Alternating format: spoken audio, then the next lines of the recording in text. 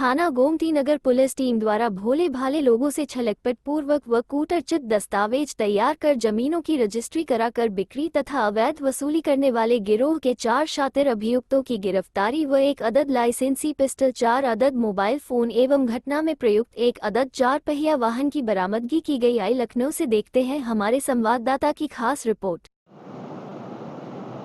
Gang के sir कुछ लोगों को आपने अरेस्ट किया है, क्या इन पर आरोप है, क्या ये लोग करते थे? दिनांक 15 सितंबर 2024 को श्रीमती अंजू गुप्ता हैं, जो एक अस्पताल में प्राइवेट में एमटीसी का कार्य करती हैं। इनके हस्बैंड हैं जो शिकंजी का ठेला लगाते हैं। इनके द्वारा एक एप्लीकेशन थाने में दी गई थी कि किसी ने धोखाधड़ी करके उन्हें फर्जी कूटरचित दस्तावेज लगा के एक ज़मीन बेच दी है और उनसे पैसे हड़प ली। इस घटना का संज्ञान लेते हुए थाना गोमती नगर पुलिस द्वारा एक सुसंगत धाराओं में अभियोग पंजीकृत किया गया और जांच शुरू करी गई। जांच और विवेचना के क्रम में आज हमारे द्वारा 4 अभियुक्तों की गिरफ्तारी करी गई है, जिनके नाम क्रमशः शिवम सक्सेना पुत्र विजय प्रकाश सक्सेना, निवासी थाना प्रेम नगर जनपद बरेली, हाल पता थाना चिन्हट लखनऊ, अक्षित सक्सेना निवासी जनपद बरेली, हाल पता चिन्हट लखनऊ, यतीश कुमार निवासी चिन्हट लखनऊ, श्रीकांत गुप्ता निवासी निराला नगर अलीगंज और मूल पता अतरौली जनपद हरदोई।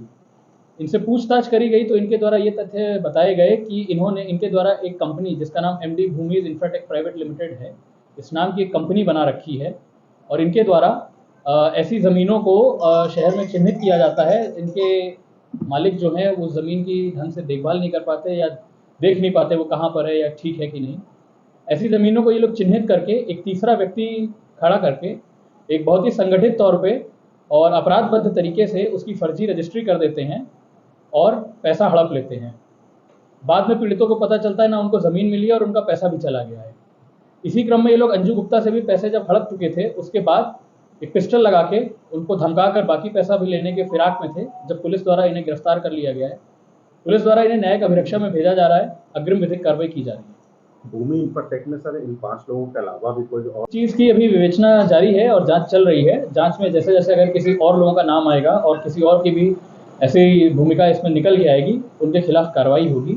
इसमें एक तथ्य रोचक है कि इनके द्वारा इंस्टाग्राम, यूट्यूब और फेसबुक के माध्यम से जगह जगह एडवर्टीजमेंट करके मासूम लोगों को फंसाया जाता था कि उनसे ज़मीन खरीदी जा सके। उस एडवर्टीजमेंट के दम पे लोगों को अपने पास आकर्षित करते थे और उन्हें भूमि बेचते थे। सर जो पीड़िता है ये कैसे संपर्क है? ये जैसा कि मैंने बताया, इंस्टाग्राम के थ्रू उन्होंने एडवर्टीजमेंट देखा था इनका और एडवर्टीजमेंट देख के ये इनसे संपर्क में आई थी और इनके पास आके ज़मीन की डील करी थी। कितने में से काम कर रहे थे और अब तक कितने लोगों ने ऐसे कर चुके हैं पहले भी? देखिए, इसमें अभी जांच कराई जा रही है। अभी प्रथम दृष्टया जांच में अभी ये भी तथ्य निकल के आए कि जो श्रीकांत गुप्ता है उस पर पहले से 4 मुकदमे हैं और शिवम सक्सेना है उस पर पहले से 3 मुकदमे हैं। तो ये सुयोजित तरीके से ऐसा काम बहुत पहले से कर रहे हैं। अब इनके खिलाफ उस हिसाब से नियमानुसार कार्रवाई कराई जा रही है। पैसे सर अकाउंट में दिए गए होंगे, तो क्या अकाउंट में फ्रीज किया जाएगा, क्या कुछ कार्रवाई आएगी? बिल्कुल, इसमें जो भी होगा अभी विवेचना के क्रम में देखा जाएगा कि पैसे किस आधार पर लेते थे, किस तरीके से, किस माध्यम से लेते थे और कहाँ रखते थे, फर्म के कितने अकाउंट्स थे, इन लोगों के इंडिविजुअल कितने अकाउंट्स थे, जॉइंट अकाउंट्स थे या इंडिविजुअल अकाउंट्स से, जैसा भी निकलेगा उस हिसाब से उसमें अग्रिम कार्रवाई करी जाएगी। पीड़िता को मालूम पड़ा जब उसका पैसा ले लिया गया और जब उस मौके पे ज़मीन देखने गई तो उसे ज़मीन पे कब्जा वहाँ पे नहीं मिल पा रहा था। वहाँ के लोगों ने बताया कि ये ज़मीन किसी और की है, तब उसने कंप्लेंट करी थी इस विषय में। ये जो लाइसेंसी पिस्टल या रिवॉल्वर जिससे धमकाया गया, ये कैसे सर बन गया? क्या अब इसके खिलाफ भी एक्शन लेंगे सर? ये लाइसेंसी पिस्टल जो है ये इनकी फर्म एमडी भूमि इंफ्राटेक प्राइवेट लिमिटेड के नाम पर है और इसमें इसको सीज भी कर दिया गया और इस पर जो भी नियमानुसार कार्रवाई होती है कराई जाएगी। सर, इस तरह जमीनों की धोखाधड़ी लखनऊ में कोई ये पहली बार नहीं है। इस तरह का पूरा सिंडिकेट है। क्या लखनऊ पुलिस इस तरह का अभियान चलाएगी ऐसे लोगों के खिलाफ?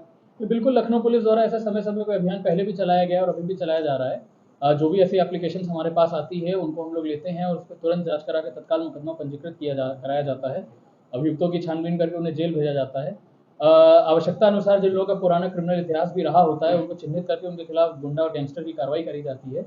ऐसे लोगों की संपत्ति भी समय समय पर कुर्क करी गई है, आगे भी करी जाएगी। ये भूमि इंफ्राटेक की कहाँ साइट चल रही है?